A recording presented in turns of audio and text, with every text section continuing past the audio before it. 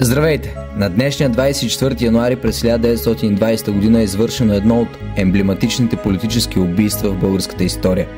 На този ден, преди 105 години, е застрелян депутатът от Демократическата партия Михаил Такев. Преди политиката Такев прави забележителна кариера в българската армия и още като курсант във военното училище взима участие в сръбско-българската война. От тогава обаче си печели много врагове и само 5 години по-късно е уволнен заради заговор срещу неговия колега майор Коста Паница. Така той стъпва на бурната политическа сцена и до края на дните си остава верен боец на Демократическата партия. Това обаче го изправя пред много опасности и неколкократно негови опоненти опитват да го убият.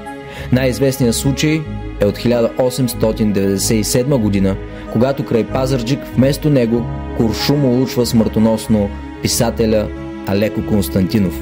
Междувременно Такев преживява и много лични несгоди, след като в разстояние на няколко години губи съпругата и дъщеря си. Въпреки това, той осъществява най-големия си политически успех, когато през 1908 година е министър в кабинета Малинов, благодарение на който се осъществява независимостта. За втори път е министър през 1918 година, когато му се пада нелеката задача да изпрати милиционерско подкрепление, което трябва да спре край Владая дейците на войнишкото въстание. Така той попада под постоянните репресии и последвалото управление на БЗНС и става жертва на произвола на анархистите, които го убиват в дома му. Аз съм Румен Троев от театрално дружество Конфликт. Учете историята, бъдете здрави и ходете на театър.